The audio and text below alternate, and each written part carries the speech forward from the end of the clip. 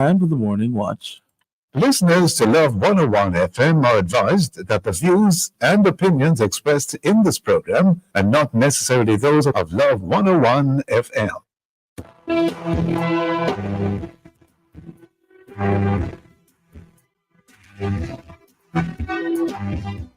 Hello and welcome to the Morning Watch on Love 101 FM. I'm your host, Toussaint. A special welcome to our listeners on love101.org, and if you're overseas and on the move, U.S. listeners can access us at 712-832-8001. And if you're in the UK, 0330-332-6541. Or join us via the Love 101 FM app that can be downloaded from the Google Play Store or the Apple Store. And so, as we continue, you can also join us on Love 101 FM Facebook and YouTube Live. In the first watch today, Project Star and the Secret to Fighting Crime. And in the second watch, Christians doing Halloween, a trick or a treat? For our social media question, we ask, should Christians celebrate Halloween? We're asking you to share your responses on our Love 101 FM Facebook page and YouTube channel. And also on WhatsApp, 876-997-3125, using the hashtag #TheMorningWatch. We'll share your responses later on in the program, but before all of that, here's our quote. All right, today's I quote says, rumors are like fires.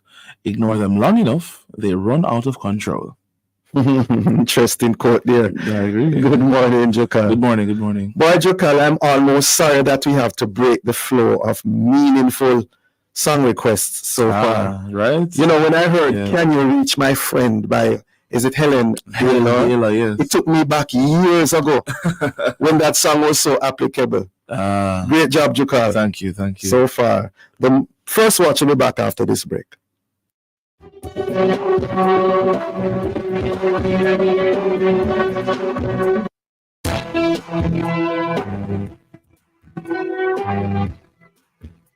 What gift gives you joy? An investment in land to bring joy to your future? Finance your land with CIBC Caribbean, and we'll gift you up to $80,000 towards valuation fees, 50% off the loan application fee, and up to 15 years to repay. Plus, we'll give you the chance to win one of 3 prizes from our pot of over $2.4 million.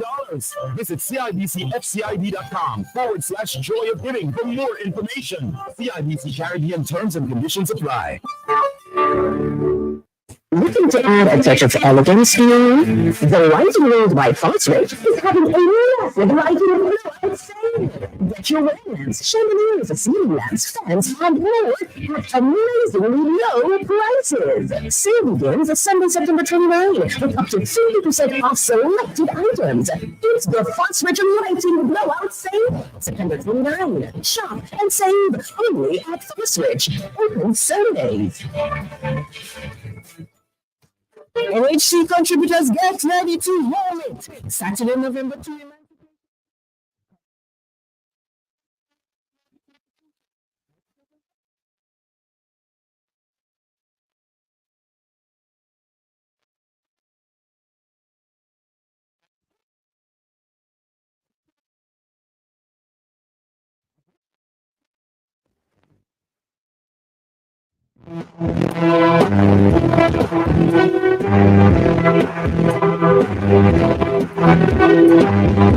Welcome back to the Morning Watch. Thanks for staying with us. I'm your host, Toussaint. Now, for a brighter and stronger Jamaica, we need bright and strong communities. We need crime-free, or at least crime-reduced communities. And 26 months after its launch, Project Star is celebrating notable progress in the targeted communities where its social intervention programs are reportedly transforming lives and neighborhoods. In this, the first watch, we'll have an update. And so we have online Calando Wilmot, External Relations Lead at Project Star, and Safri Brown, Director of Project Star. Good morning to you both. Good morning. Hi, morning, Dylan. Okay, Kalando. Morning, just Toussaint. Morning, Zafri. How are you doing? great. Good to have you both. Let me begin with you, Safri Brown. Please remind us of what Project Star is, when it started, and what are its objectives. Okay, so Project Star is a social and economic development program aimed at changing the outcomes in vulnerable and volatile communities across Jamaica. We have actually been, we were established in 2022 and we went in to our first community in October 2022, which was Parade Gardens. We're currently in 5 communities across Jamaica: Parade Gardens in Kingston and Rose Gardens in Kingston, Maypen West, Savannah Lamar, and Salt Spring in St. James. And really the program operates under the ethos of being data-driven, evidence-based, and community-led, which means that the work that really happens at the community level is based on what the data identifies as the root cause issue, layered on obviously by community knowledge and context, utilizing evidence-based approaches. So these are strategies that have been evidenced to work over time in similar contexts. And then being community-led. So obviously community design and ownership is a key component of STAR, especially as it relates to really achieving impact and rollout. So that's a little bit what STAR is. We're an initiative of the Jamaica Constabulary Force in partnership with the private sector organization of Jamaica. And we're really here to work together to help our communities thrive. Yeah. Is STAR an acronym? Yes, the acronym, it stands for Social Transformation and Renewal. You see, Okay. one of the things is that when we approach the issue of crime and violence, we very often forefront crime in our initiatives, crime prevention, crime reduction. And we focus on sort of more security type measures. What's important for STAR is to recognize that we're really addressing root cause issues. And so what we've done with the projects is we've really forefronted the social and economic change that needs to happen at the community level as really the mechanism that will invariably have reductions in things such as crime and violence, whilst also having improvements in quality of life indicators and employment and entrepreneurship and economic activity and family strengthening and so on. Because that is the most sustainable way of reducing crime and violence, is by addressing the root cause issues. Yeah. Calando Wilmot, there were 5 communities that were targeted, correct? Well, we are in 5 communities now. Zafri just gave us a quick rundown. Parade Gardens, Parade and Rose Gardens, which we would call as our, EDTK, that some people would have known it in the initial stage. We are in Maypen, and in Maypen we're in areas of Treadlight, Havana Heights, and Racetrack. We are also in Sav, and in Sav, we work in 4 specific spaces: Harmony Town, Newmarket Oval, Seaton Crescent, and Cook Street. And then we are also, our 5th community is Salt Spring in St. Yes. Yeah. Why were these communities targeted? Why those communities are not others at this stage? Okay, so just piggybacking on what Zafri mentioned earlier, STAR's approach to selecting a community had to do with a variety of variables, one of which is, as she said, both the violence and crime. So the crime data that comes from the police, violence-related injuries is one of those new things that, well, it's a variable that we use, but I say new in that most people would know about the crime stats as part of how you go into a community and do intervention. But as Safri said, our approach is to look at other elements that help us to choose where our work could be effective. So violence-related injuries, which is information that comes from the hospital system. There's a system in our hospital services called the Jamaica Injury Surveillance System, and that's where a lot of violence against individuals, that's where it gets reported. Sometimes interpersonal conflicts that result in violence, that's not going to end up at the police station, right? but it would end up in the hospital, and then that gives you a better picture of really what's going on in a community space. We layer on additional variables, social variables, such as levels of education, levels of poverty, vulnerable groups, violence against children, a number of factors.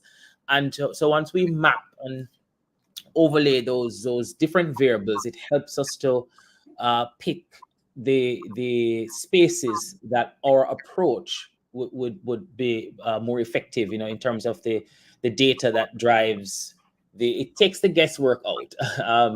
And so we've selected those communities based on the sort of purposeful, data-driven, evidence-based approach that STAR applies to its work. Yeah. Safri Brown, you are director of Project STAR. What plans, if any, are in place to expand the pool of targeted communities? And how will those communities be determined? Will it be the same measure?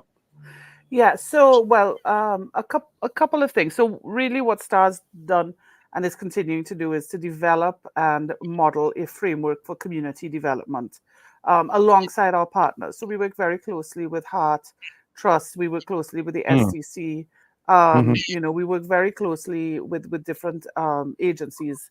And so what we're really aiming to do is sort of continue to build out a framework for community development. And it's interesting because with that framework, what you have is the ability of communities to look at their own issues, look at their root cause issues, and identify the strategies that can be delivered within those communities. So each STAR community looks different. For example, initiatives in Parade Gardens are different to the initiatives in Salt Spring, are different to the work being done in Savannah Lamar.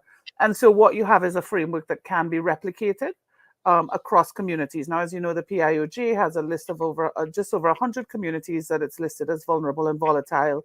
Currently, they have a top 30 priority list. And obviously, Project STAR stands ready to support with the expansion to any of the communities that are on the list of vulnerable and volatile, because we have this framework now that we're able to roll out. In terms of the selection is going to be based on the same sort of criteria: major crimes, violence, layered on with social and other economic vulnerabilities that show a community in decline and requiring this kind of, either in decline or very vulnerable, requiring this sort of intervention.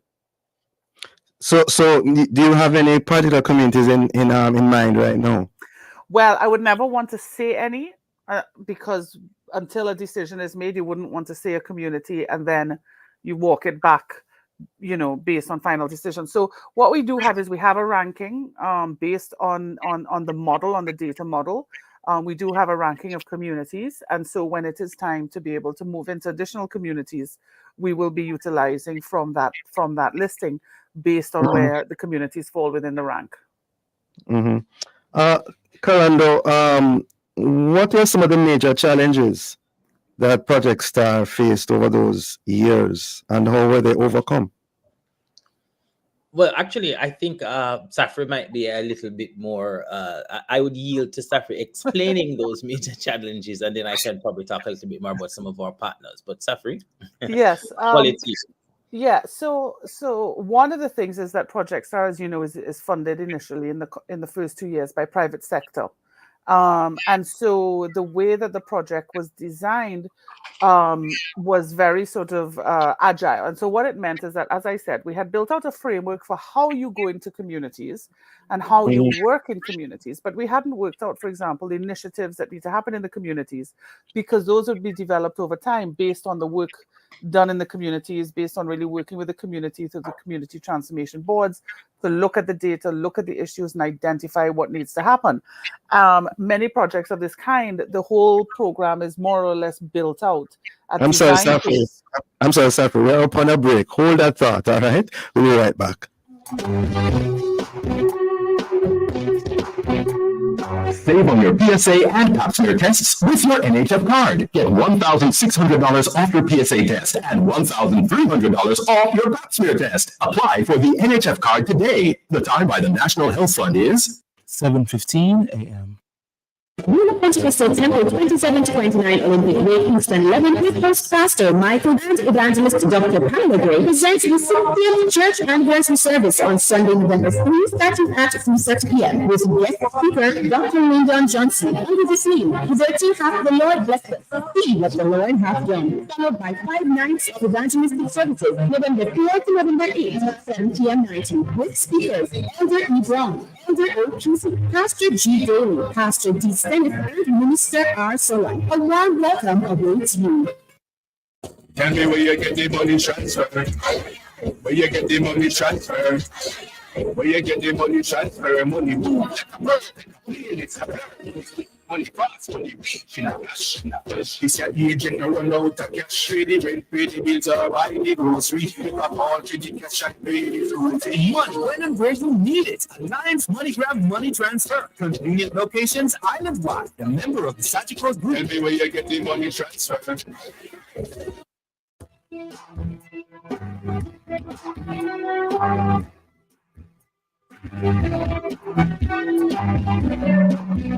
Welcome back to the Morning Watch. Thanks for staying with us. I'm your host, Dylan Toussaint. In this, the first watch, we are looking on Project STAR. Is it the secret to fighting crime? And in so doing, we have online Safri Brown, Director of Project STAR, and Calando Wilmot, External Relations Lead at Project STAR. Before the break, Safri, you were explaining to us, you're telling us about some of the challenges that you perhaps had and how they were overcome. Yes. So just to continue building on that, is that when we initially designed the program, as I mentioned, we had a framework on how the work would happen in the communities, but not necessarily what work would happen in the communities. So we had built out, for example, the Community Transformation Board, the Community Intervention Teams, those frameworks to be able to drive the work. But what would happen on the ground was dependent on that sort of initial 12 months of doing the sort of analysis, really investigating with the community what's happening and identifying the solution. So that was one of the difficult parts, trying to communicate the program without actually having the specific program laid out. And then I think the other one, different communities have sort of different experiences, but the whole issue of building trust. In some communities, it took a little longer than in others. But we were able really, with a strong local team on the ground and with strong kind of community support officers and community stakeholders to really be able to build trust by moving in and doing some what we call quick win interventions and start to show that show real results of work, such as getting people into employment, getting entrepreneurship up and running, doing sports and so on, whilst the sort of overall community plans were being built out. Yeah, and just based on how the project was set up, Dylan, our funding would have been one of those key things that we would have needed to overcome, so to speak, to use your language. And so we've been able to partner with, I think we're up to maybe about 50 private sector entities now, obviously also working with government entities in the way that STAR works. But in terms of how the project has been funded to now as one of the areas that we needed to overcome, specifically because we needed to make sure that, as Safri explained, we were agile in responding to the needs of the community. But we were able to accomplish our funding challenges, to answer your question about how we overcome it, by obviously shopping the model, so to speak, having lots of engagement with the business sector and various other partners, so they could understand the approach we were going to take and why that would matter, and they could see the value and continue to invest in the approach. And that gave us the start that we needed in the way that we needed to do it, in as far as remaining agile, so that once we go in and we learn what the solutions are going to be, we have that kind of agility to implement as is needed in the community, as based on even what Safri says, each community is going to be different. And so you needed to be able to create a framework that allowed you to respond specifically to the differences in that community. And that's one of the ways that we did it. Yeah, you mentioned funding, Calando. I don't know who will answer this, but what are we looking at when you mention funding? I mean, approximately how much money we're talking about? I don't know who's going to respond. So with regards to the program, we look at approximately for 10 communities. If we're in 10 communities, the budget was about 13 million US, about 2 billion Jamaican. Mm, And that's over a 5-year period. mm. Um, Which I and have not so reached this yet. no, but Right. one of the exciting things about doing a project like this with private sector is that you're able to leverage a lot of opportunities. Yes. And there's a lot of in-kind sort of partnerships happening. And so the value of the work is very high because of these partnerships and these other things that we're able to leverage. And so STAR has been very good at sort of being able to build on those and being able to get a lot more value out of partnerships. And as Calando said, we have about 50 donors. Those are cash donors, but many of the cash donors are also in-kind donors and technical donors, and provide a huge amount of additional kind of support, access to training, access to jobs, mentorship, all sorts of things that we're doing at the community level. School feeding. We have Mussons and Rainforest that help run a school feeding program for us. PwC has come on to provide support with a homework program. Mm, So we've got, we work with JMMB to help with sort of mindset change through their conversations for greatness. That's delivered. We work with other sort of financial partners to come on and do financial literacy and financial inclusion training. All of these are sort of what we are part of sort of the in-kind contribution. So all of those things fall out of the cash, but still are part of the overall value of what's being delivered. mm. Calando, the nuts and bolts of working with communities. Can you tell us, for example, how were the interactions with Dons and Donettes? Okay. You want me Done to it. say that one, Calando? Yes. Well, Okay, so done it. one of the things is obviously STAR is very inclusive at the community level. We are bipartisan. So we absolutely engage local political directorates, but they're not involved in sort of the decision making and that kind of work that happens. But they're very much a key partner. Everybody within the community is a key partner. We haven't necessarily sort of had any instances of sort of what you're referencing, but we provide opportunities for everybody to be heard. So we have reasoning sessions, corner reasoning sessions on a Friday night, where discussions are had with at-risk youth about what's happening. Mhm. We have round robins that allow community businesses to be involved, and we have lots of sports activities and activities for youth. The experience is, Dylan, that once a community starts to get uplifted, once there are activities for youth and children, and there are different systems of support for the elders, that the community ecosystem makes space for these sorts of activities. And that's what we're finding in our communities, that there is actually a readiness and a willingness to have that space so that the community members have access to these different kinds of opportunities. There, It's not as hard and fast as it used to be. okay, things Back have 20 improved. years ago, there would be very much that one person that controlled the space, and the conversations would have to happen there to some extent. Now it can be much more kind of inclusive. Mhm. There have been other similar projects and initiatives. For example, the Peace Management Initiative.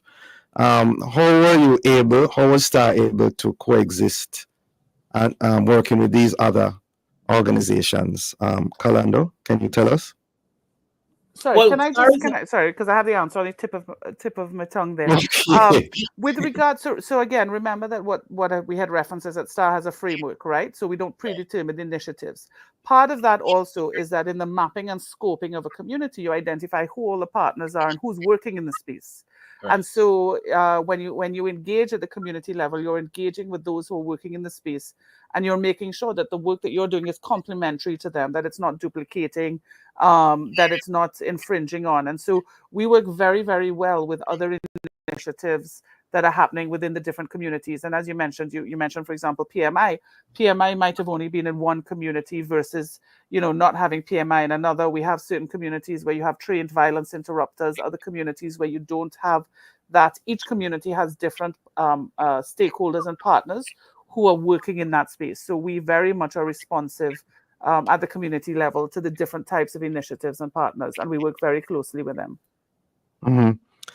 Is there any specific example, or are there any examples of that you can share with us in regards to the success? Anything specific that we can narrow down in terms of focus?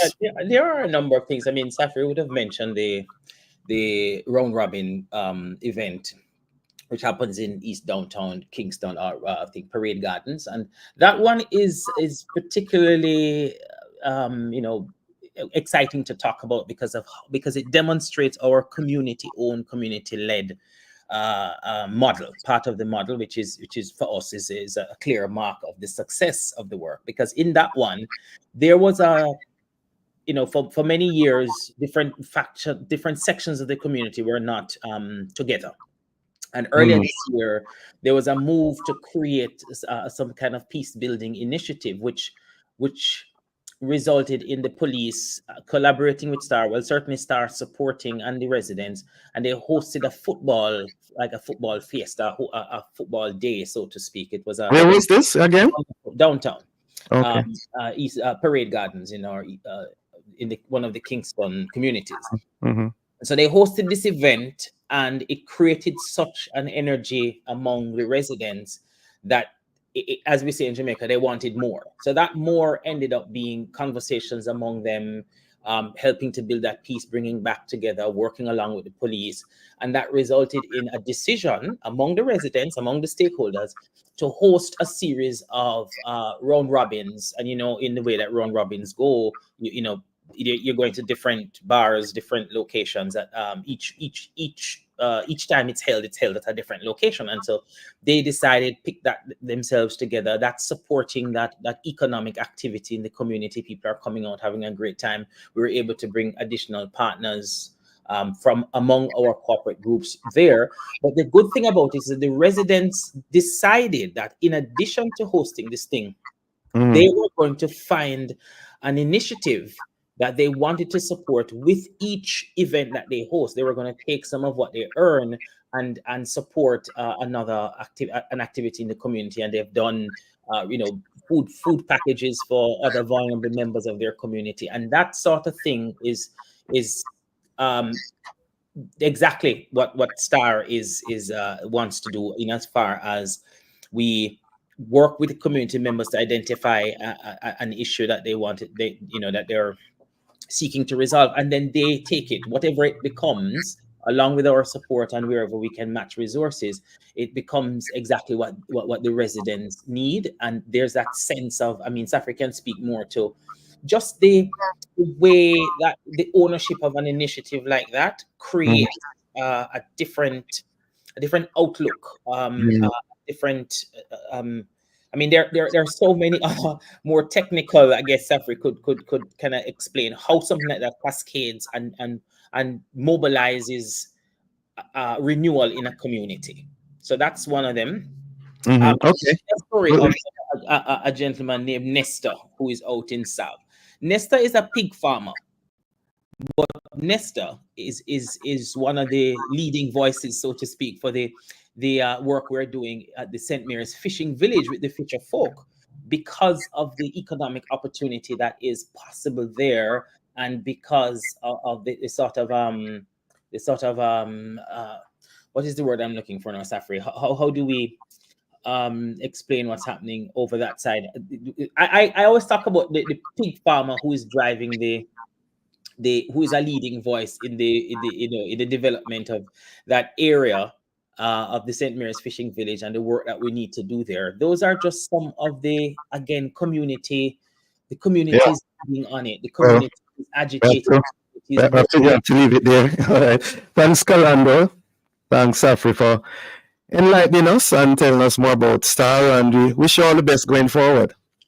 All right. Thanks for the opportunity. Thanks, Dylan. Yeah, man. Bless you. Listeners, the Morning Watch will return in just a moment.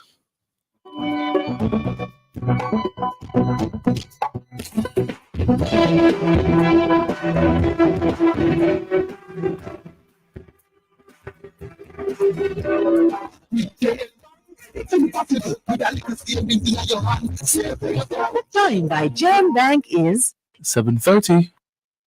The time is now. Beat the clock with the Yadon Road Heroes Day Flash Sale. Sign up for Yadon Road for only $5,300 plus GCT and get a Visa cash card loaded with $15,000 that you can use at the supermarket, gas station, and more. Plus, you can get a Samsung A05 for only $1,999 plus GCT when you sign up. This offer ends soon. Sign up for Yadon Road today. Visit discoverflow.co or a Flow store for more details. Conditions apply. Jamaica and its workforce are advancing quickly. Life-changing opportunities are arising. You need training and support. We are the Renewed Heart NSTA Trust, committed to providing new and emerging skills training and opportunities. Come to Heart. We'll help you claim your place in the workforce of the future.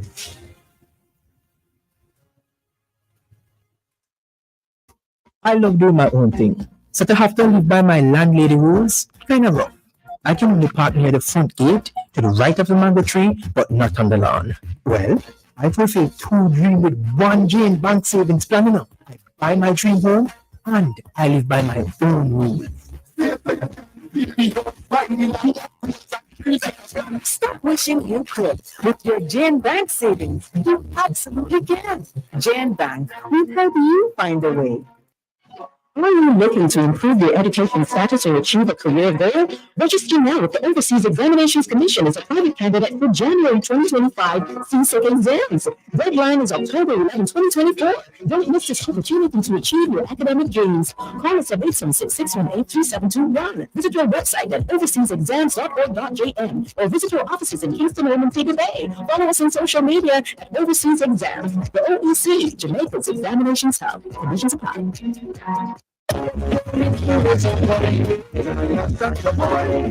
Trying to fill your cup with a blend of hope and inspiration. Join me in the Dean Blair weekdays, Monday to Friday from 10 a.m. to 1 p.m. for Morning Express, your mid-morning sanctuary on Love 101. We'll take you through carefully chosen music to soothe your soul, with thoughtful words to uplift your spirit, programs and features for growth and upliftment. Tune in and be encouraged. Monday to Friday, 10 a.m. to 1 p.m. for Morning Express with Nadine Blair, right here on your family station, Love 101.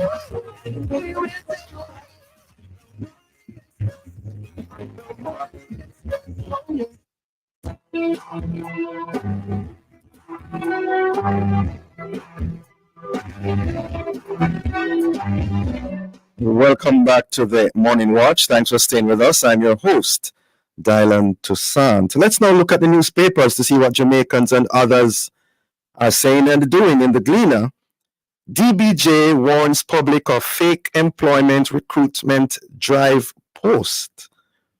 And also in the Gleaner, cashless schools e-pay card system launched. In the Observer, Jamaican teams stun on first day of SWAT Roundup International. And also wind rain batter Taiwan as super typhoon nears.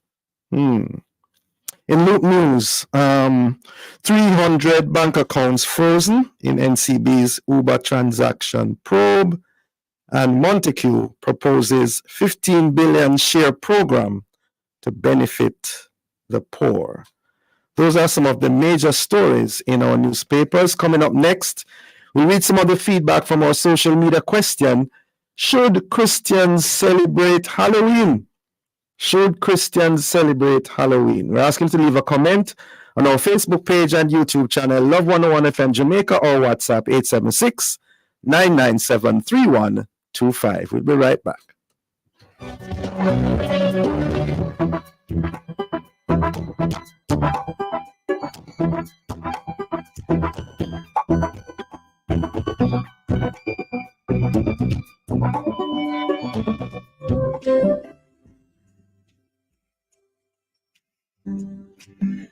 This Thursday, October 31st, tune in to Love 101 FM as we celebrate Love is in the Air. When the one you hold hands with holds your heart, when their eyes spark your hopes and dreams from the start, when they're your first and last thought of the day, and your plans together make everything feel just right, you know you found the one. Join us as we delve into the beautiful love story of newlyweds Howard and Kristen Bigham. From their chance encounter to their journey together, we'll share it all. Don't miss To Have and to Hold this Thursday. Tune in for an inspiring tale of love and devotion on Love 101 FM, the family station. How much you mean to me, I could see. Every Saturday, 7 p.m. to midnight on Love 101. We invite you to travel in time with music. It's a gospel music machine with the gospel music master.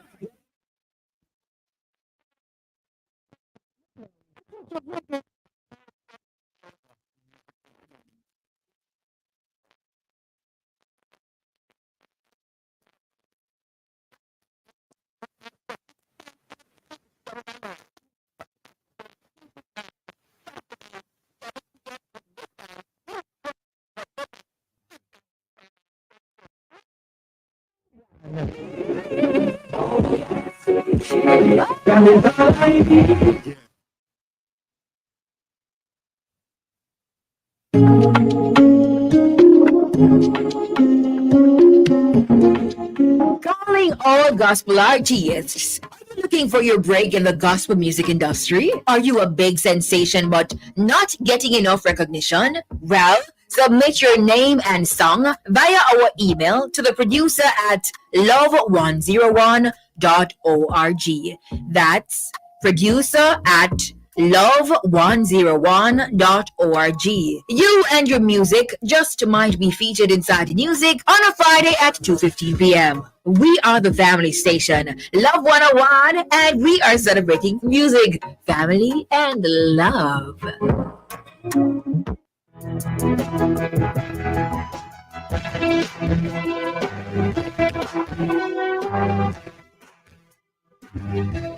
Welcome back to the Morning Watch. Thanks for staying with us. I'm your host, Dylan Toussaint. Let's now join Jokal for a look at how Facebook, YouTube, and WhatsApp friends answered today's question: should Christians celebrate Halloween? Jokal? All right, so we have many responses here. Let me start with Sister Ingrid. She says, good morning. Christians should not celebrate Halloween because to me it is a demonic event. Reason for me saying that is because those costumes that I see are very demonic. They're not very Christian-like. All right, Joan Dawkins sent a response. Let's hear from her. Good morning to you all in the Morning Watch. I don't think Christians should ever celebrate Halloween. I'm living in the United States and it's all over here.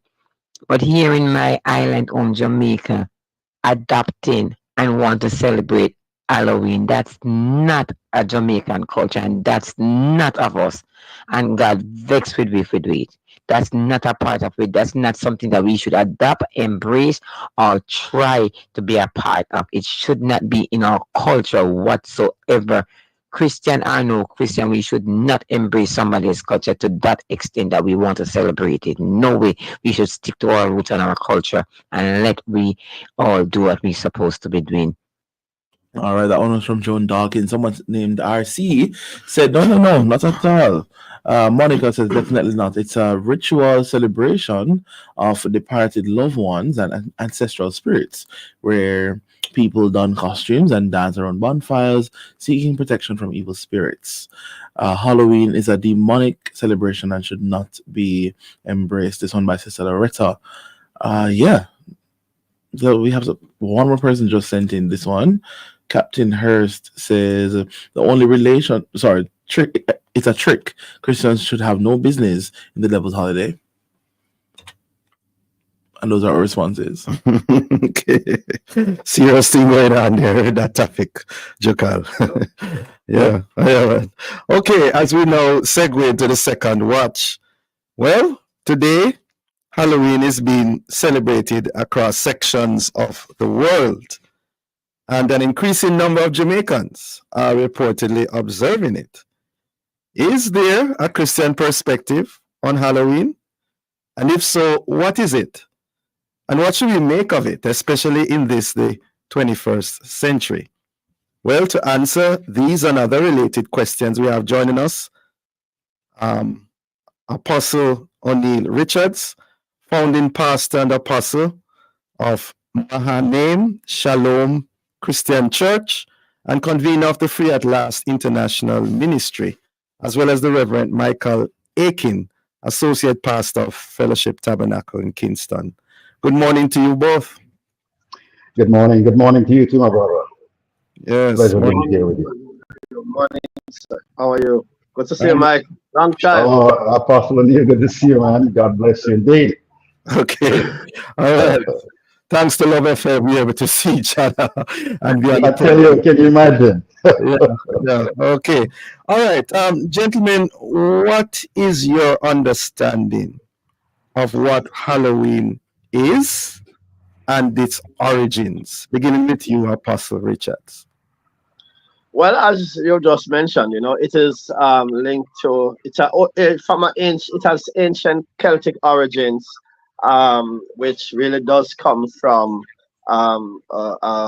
ancestral worship and seeking to connect to the departed dead. It has origins from what I've found with sources, that it has origins in there from maybe several years before Christ. There's always the emphasis on harvest, and many religions connect to harvest, and they have their own version of why their harvest come. And so this one actually attributes their harvest to the spirit realm, and they believe that near the end of summer, or autumn, so there would be a convergence between two realms, light and darkness, physical and spiritual forces would actually cross over from the dark realm, the unseen realm, into the earth realm for various purposes. And so they had their own view of how they would appease them, how they would influence them, how they would protect themselves, and how they would basically seek to ensure that as human beings they would manage or successfully maneuver in that environment. So that's a quick view of what I've seen on Halloween. Clearly, there is a connection with the occult. There's a connection with witches, with druids, and various persons because in those days a lot of the people used to be involved in occult activity and satanic, forms of worship. I found that there is a link with Baal, and because in May was Beltane, and Beltane is linked to Baal, which is the beginning of harvest for many nations. And so Halloween, well, it wasn't Halloween at the time. It was I can't even pronounce it. Samhain, whatever the name, Samhain, and that was the end. Halloween marked the end of the Celtic festival, and the end of the harvest time. So in short, that's basically some of what I've seen. You said in short, Michael Aiken, Reverend Aiken, your take on it? Of course, as Apostle just let us all know, yes, there are occult and witchcraft influences in the celebration of Halloween. We also know that there's a commercial aspect, particularly in the US, that is celebrated. Now, for Christians, I believe as a Christian, I am a redeemer, I'm a transformer. So I have a view of anything secular that I get involved in. It must be transformed to become something sacred. So like the old church used to do, I really believe in taking over these secular areas or industries or agencies and transforming them for my king and my kingdom. Stick up in right. Understand this clearly. The word of God is clear. All life skills. Stick up in right there, Reverend Aiken. We're up on a break. I want to hear more about that. We'll be right back.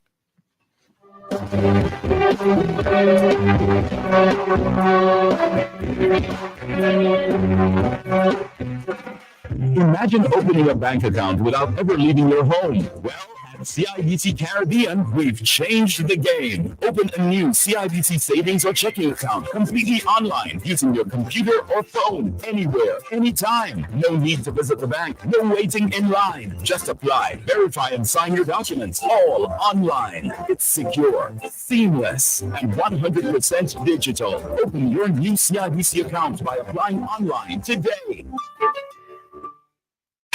The Summer Pro app is a great way to get flow prepaid mobile plans. You know the plans that give you real unlimited social media, YouTube, anywhere else, and meet up on TikTok, and for limited time only, that's a 28-day plan for only $2,900 when you activate through the app. That's not $500 saving. What easy, convenient way to save on your full 28-day prepaid mobile plan with unlimited social and anywhere calls is to download the Pump and Flow app or visit pumpandflow.com. Download today and start saving.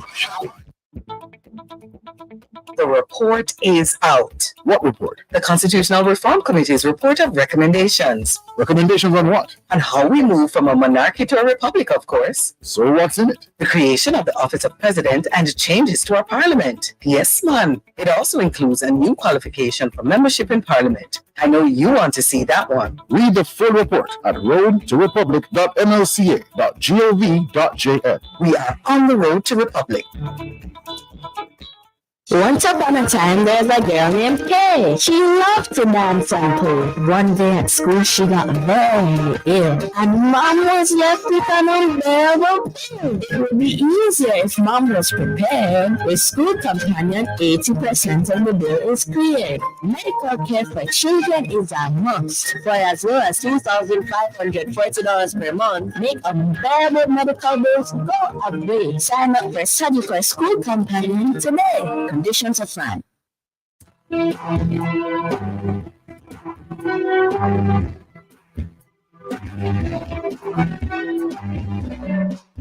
Welcome back to the Morning Watch. Thanks for staying with us. I'm your host, Dylan Toussaint, and this is the second watch. We are asking in regards to Halloween and Christians, is that trick or treat? And in so doing, we have online the Reverend Michael Aiken and also Apostle O'Neill Richards. Before the break, Reverend Aiken, you were telling us about your concerns, I believe, the observance of Halloween. And were you saying that you believe Christians should be taking over something? I don't know if I was hearing you clearly. Yes, indeed. Yes, man. According to our life skills manual, the Bible, once you're a Christian, God calls you to be a redeemer, a reconciler, and by the way, an exposer also. Because Ephesians 5 tells us have nothing to do with fruitless deeds of the darkness, but rather expose them. So I'll join with Apostle Richards and others and expose the darkness that is involved in Halloween. However, I know we're also called to be reconcilers. We've been given a ministry of reconciliation, moving people from hostility to friendship with God. So I'm going to pursue that. If I engage in Halloween, looking for opportunities to help people understand who God is and what he requires of them. Yes. Then we're called in Galatians 3:2 to be redeemers. In fact, here's an important aspect of our ministry. It says Christ redeems us from the curse of the law so that we might be involved in the blessing of Abraham. So redemption comes with a transformative purpose.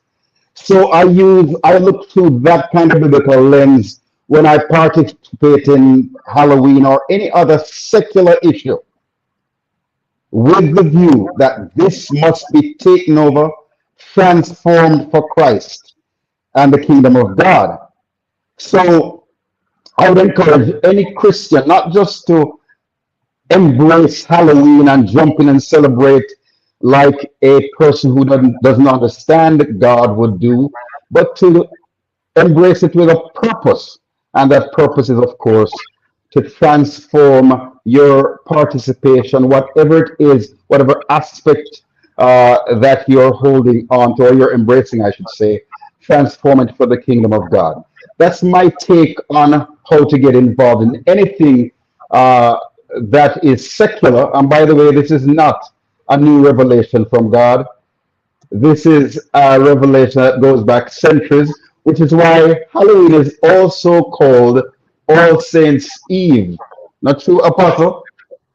Because some men of God like you and me jump in there and say, this is going to become remembered, not as a celebration of the occult and of witchcraft, but as a celebration of God's saints and God's people and the kingdom of God. So, Reverend Aiken, using words like embrace and so on, I'm not so sure what you mean by that. Could you say more on that? Well, when I was in the US, for example, the commercial aspect, which was more evident there than here, where children would want to go trick or treating. That's children from a good church where I was a worship pastor, and there was a big argument as to whether we should allow them or not. There's also the commercial aspect of buying pumpkins and baking pumpkin pies and having celebrations at church in that regard, fellowshipping around food later tonight. That happens in churches in the US. So there's that aspect we don't see much of down here. And my take from the Word of God at the time was, if we allow it for a purpose. So when food kicked them go door to door, they don't just go with a basket asking for treats. They go with some tracts, or they go with some type of printed material that they can leave at the home, introducing persons to who God is and what He requires of them. Interesting. That's what I mean when I say if we embrace it. All right. Okay. Apostle Richards, what is your response to that suggestion? Well, I know, Reverend Michael, how he is always trying to reach to the lost and find innovative ways to do it. And that's one of the things that I really respect about him.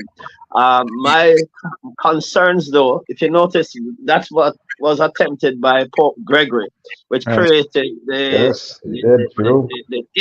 involvement of Christians in what I would call in this pagan festival, and it became dangerous actually. So it's, the Bible tells us, what does light have to do with darkness? Not everybody, everyone can manage that situation, and sometimes you have it can be dangerous, because the origin of a thing determines its nature, and this origin of a thing determines the spirit that is in it and behind it. And so while our origin is Christ and the spirit in us is Jesus, the Holy Spirit, we, number one, need to be clear where our stand is and our position in relation to these things. I do the same. I go into various communities. I go into places that most people won't go, to bring the gospel and to reach the lost, and in the face of danger and all of that. And we want to see people getting saved, and souls are the most important thing ever. But what we need, there are other ways we can do it, and I won't completely oppose what my friend Malcolm is saying, because you can see opportunities, but I would not want us to be mixing our children in something like that. We want to be able to reach the lost. We want to reach families, but we want to do it in ways that are godly, that are sanitized, that are pure, that are not, stepping into, what would I say, into occultism, or in the confusion that is there, because children can be easily confused, and we would want to teach them. Yeah, you can train them. Yeah, you can guide them. But I believe that the world needs to also know we have a witness, and the world should not be confused as to what our position is on the matter, or what our take is and our beliefs are. We don't want to appear to be endorsing sin. We don't want to be appearing to be endorsing the occult. We don't want to be appearing to endorsing blood sacrifices. We don't want to appear to be endorsing witchcraft and sorcery and necromancy and these things. You know what I mean? And yeah, there is a lot of commercial value that's there, with all of what's going on. But we also must recognize that there's danger when we get involved in these things. There is contamination that's transferring between people. Okay, so even though it's not just a movement of people walking through spaces, but it's also transferences of spirits that are taking place, defilements that are passing on from one place and person to another. There are spiritual forces that can attach to the moment and to the season as well as to the activity. And so, Apostle, can I interrupt you one moment respectfully? Especially Sure. since you have engaged there. Had the subject been should people Yes. engage in Halloween, then yes, in that respect, I would have a slightly different approach. Right. But especially seeing you on the line here after so long, my brother, and I know you as a man of God, you're not afraid of no boy, no girl, no way. Then when it says should Christians engage, Well, Yes. people, we're not afraid of no brother. Michael, Yes, sir. just a reminder, Christians are people. Yes, indeed. Yes, but we're people with a purpose. Yes. Yes, and we should now, of course, I'm not in any way advocating that we are, of course, to blindly participate. It must be purposeful. And that purpose, of course, must be attached to our King and kingdom. We can fearlessly, as I don't know if you know the apostle you're talking to. He's right. He goes places where even angels fear to tread. So, so in this regard, when I used to live in the U.S. and work as a pastor there, yeah, we would take the time to speak to our children and open the eyes of their understanding. So they went door to door, not just to collect candy, but to purposefully look for opportunities to engage and help people understand who God is and what He requires of them. Because we're not running from the devil anywhere. We're not afraid of the and devil, brother. Yeah. Where we get that theology from?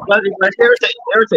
As I said before, Go ahead. as I said before, getting children involved is a tricky situation, yeah, and we have to watch that part of it because this is simple as it looks. It is high warfare, and if you're saying Christians should innovate ways to reach persons, there are other ways to do it. Yes. There are other ways to do it as well. And I wouldn't outrightly, as I said earlier, would completely oppose it. You understand? Because we have to, as the Bible said, I can give you arguments to support what you're saying. The Bible says we become all things to all men so that we can win some, And so that's a consideration.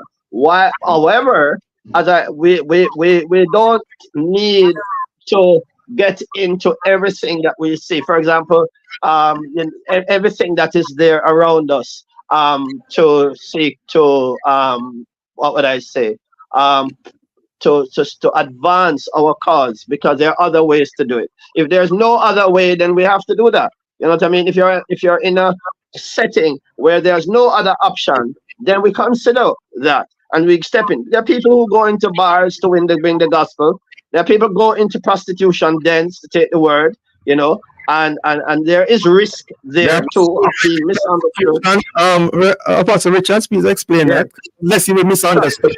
Okay, sure. In other words, there are some groups over the last 50 years who have been into places where sinners go to have dancehall, to have whatever, to their enjoyment. Thank you so very much. Interesting discussion. Let's hope that persons are clearer in their understanding of what Halloween is and the potential dangers in it. Thank you so much for joining us, gentlemen. Have a safe day. And thanks for having us, brother. God bless you. Thank you. God bless you too, man. Apostle. Talk to you Listen, later. All listen. right. Listen. All right, Richard. Information how to get copies of this Thank you for program having. department at 876-968-959627. This has been the Morning Watch. Thanks to our producer Kathy Gale and our guests. Please join Stokely Marshall next week as he continues to look at the issues of the day. I'm Dylan Toussaint, and you back to Love in the Morning.